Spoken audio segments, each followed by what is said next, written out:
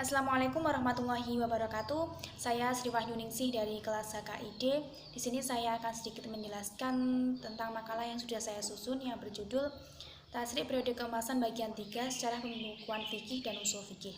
Langsung saja yang pertama yaitu sejarah pembukuan fikih. Fikih pada mulanya ini merupakan fatwa-fatwa dan pendapat-pendapat para sahabat serta hukum peristiwa-peristiwa yang tumbuh di masa mereka. Semua ini tidak didewankan di masa sahabat sendiri. Para sahabat tidak bermaksud supaya pendapat mereka dianut terus oleh orang-orang yang datang setelah mereka. Mereka terus-menerus menyelami dan juga memahami nas-nas Al-Quran beserta lafaz-lafaznya sesuai dengan perkembangan masa dan masyarakat. Fikih pada masa itu belum mempunyai guru-guru tertentu untuk diajarkan di masjid dan juga di majelis-majelis. Masjid pada masa itu merupakan perguruan tinggi dalam mata pelajaran Al-Quran dan Al-Hadis. Pelajar menghafal apa yang dikuliahkan gurunya. Hanya sebagian saja dari mereka yang mencatat kuliah gurunya. Hal inilah yang menjadi titik tolak awal pembukaan fikih. Kemudian kaum muslimin banyak yang minta fatwa dari fuqaha karena ingin menyelesaikan segala permasalahan sesuai dengan syariat.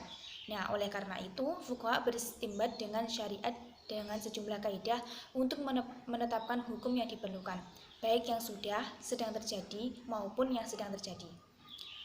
Perkembangan berikutnya membuat objek pembahasan fikih bertambah luas. Kemudian pada masa Muawiyah ada desakan dari hakim dari berbagai daerah yang merasa perlu dikodifikasikannya putusan-putusan yang mereka berikan. Permulaan hukum yang dibukukan adalah tentang pusaka yang diputuskan hakim di Mesir. Kemudian di Madinah, ulama mengumpulkan fatwa para sahabat seperti Abdullah bin Umar, Aisyah, Ibnu Abbas, dan fatwa tabi'in. Kitab Al-Muwatta disusun selama 40 tahun oleh Imam Malik yang berisikan fatwa-fatwa sahabat. Ulama Irak juga mengumpulkan fatwa-fatwa Ibnu Mas'ud dan Ali, sekaligus putusan-putusan hukum dari Hakim Syurai. Selain itu, Muhammad bin Hasan juga mengumpulkan Atsor dari ulama ke dalam bukunya yang disebut Al-Atsor. Nah, setelah itu, barulah setiap ustadz membukukan fikihnya dan didiktekan kepada murid-muridnya. Kemudian tulisan itu dibaca murid-muridnya seperti Habib membaca tulisan Malik dengan metode slogan atau al-qiraah a'la al-syaikh.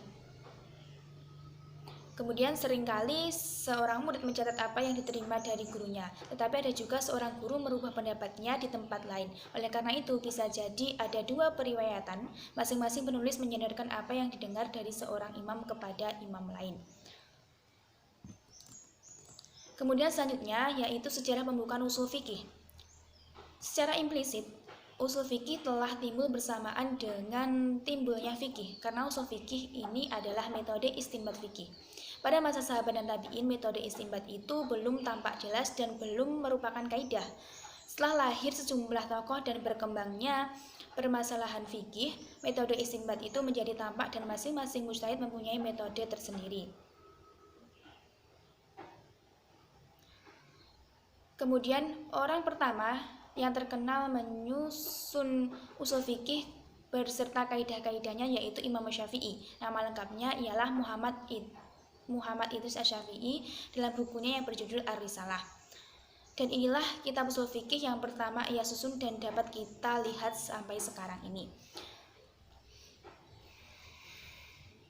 Pada penghujung abad kedua dan awal abad ketiga, Imam Muhammad bin Idris Asy-Syafi'i tampil berperan dalam meramu dan mensistematisasi dalam pembukuan ushul fikih.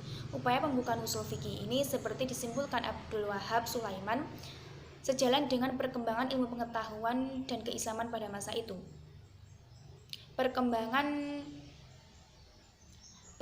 pesat ilmu keislaman dimulai dari masa Harun ar-Rasyid.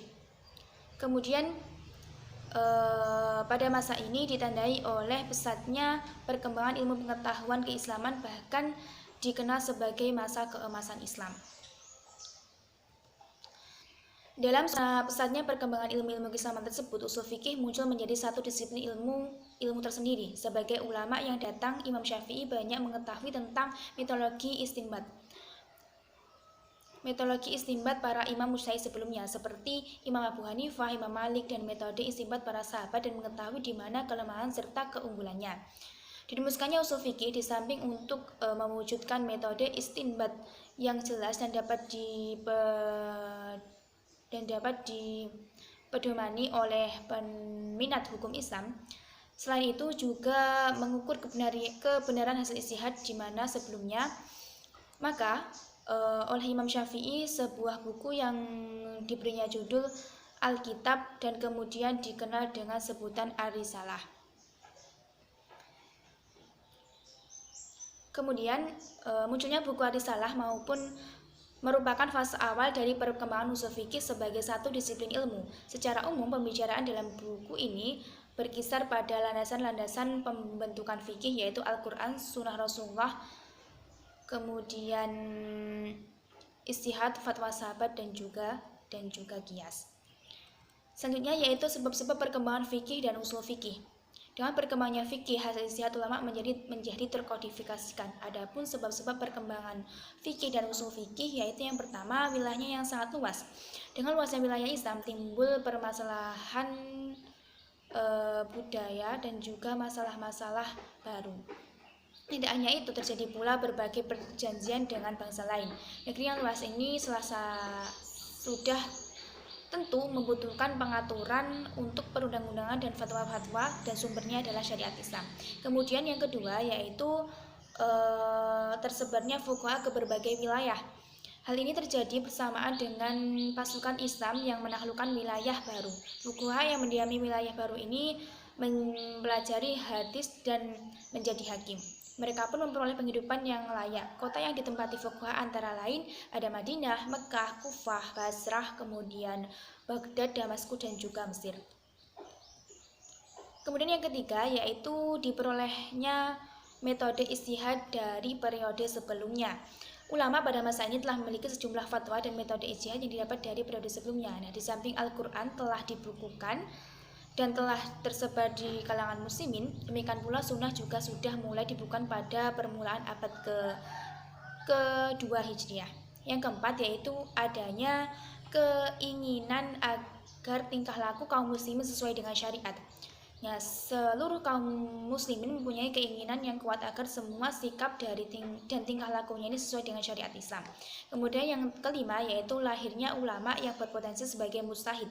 Ulama yang pada akhirnya menjadi mujtahid keenam adalah Imam Abu Hanifah, Imam Malik, Imam Syafi'i, dan Imam Ahmad bin Hambal. Kemudian selanjutnya yaitu pengaruh pembukuan fikih dan usul fikih terhadap tasrih. Para sahabat pada umumnya sangat berhati-hati dalam memberikan fatwa dan menerangkan hukum kepada masyarakat. Mereka membatasi diri dengan memberi fatwa mengenai permasalahan yang telah terjadi saja. Mereka paham Al-Quran dan Sunnah karena melihat turunnya ayat dan datangnya sunnah. Meskipun demikian, terjadi perbedaan dalam menetapkan suatu hukum secara kolektif maupun individu, baik disesuaikan dengan qiyas, istihsan maupun maslahah mursalah. Pada waktu itu memang belum ada istilah-istilah tersebut, tetapi dasar-dasarnya sudah ada. Kemudian pada periode berikutnya, perdebatan di kalangan fuqaha dengan meluasnya wilayah kekuasaan Islam meluas pula permasalahan yang dihadapi. Perbedaan juga semakin berkembang dalam memahami Al-Quran dan hadis karena mereka tidak menyaksikan turunnya ayat dan datangnya riwayat, meskipun datang dari berbagai bangsa dan membawa permasalahan yang berbeda-beda. Dengan banyaknya masalah menyebabkan istinbat mereka pun bertambah. Demikian pula dasar-dasarnya istinbatnya berdebat. Demikian pula dasar-dasar istinbatnya. Perdebatan mereka ini tidak hanya dalam memahami Al-Quran dan meneliti ketentuan hadis. Ulama pun memiliki kebebasan dalam beristihad dan membuat perumpamaan yang mungkin akan terjadi pada masa depan. Berikut dampak positif dan juga negatif pembukuan fikih dan juga usul fikih. Dampak positifnya yaitu memudahkan para ulama untuk mencari nas-nas hukum, mengetahui pendapat sahabat dan tabi'in dalam memahami nas-nas hukum, dan yang ketiga yaitu mengetahui dasar-dasar mujtahid dalam menggali hukum dan pendapat fikihnya. Adapun dampak negatifnya yaitu muncul sikap at-ta'assub al-mazhabi yang berakibat pada setiap kejumutan atau kebekuan berpikir dan taklid atau mengikuti pendapat imam tanpa analisis.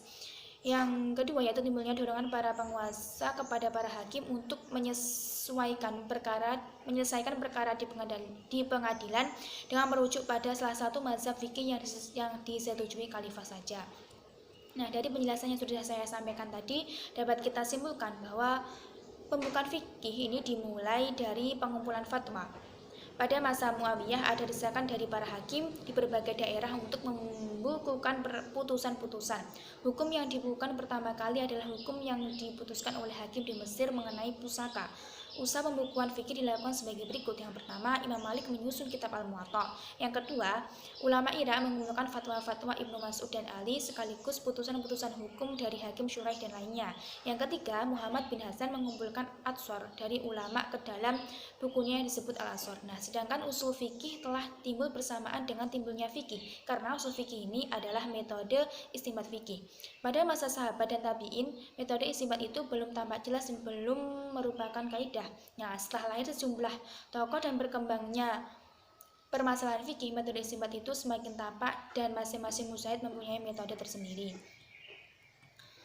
Adapun sebab-sebab berkembangnya fikih dan usul fikih, yang pertama wilayahnya yang sangat luas, yang kedua tersebarnya fuqaha ke berbagai wilayah, yang ketiga diperolehnya metode ijtihad dan periode sebelumnya, yang keempat adanya keinginan agar tingkah laku kaum muslimin sesuai dengan syariat, yang kelima lahirnya ulama yang berpotensi sebagai mujtahid. Adapun pengaruh pembukaan fikih dan usul fikih terhadap tarik tasyrik meliputi dampak positif dan juga dampak negatif. Dampak positifnya yaitu memudahkan ulama untuk mencari nas-nas hukum. Yang kedua, mengetahui pendapat sahabat dan tabi'in dalam memahami nas-nas hukum.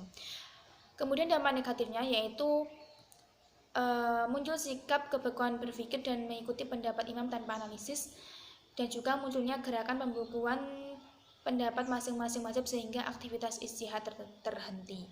Nah, mungkin itu yang dapat saya sampaikan. Apabila ada kurang lebihnya saya mohon maaf. Akhirun wallahul muwaffiq ila aqwamit thoriq. Assalamualaikum warahmatullahi wabarakatuh.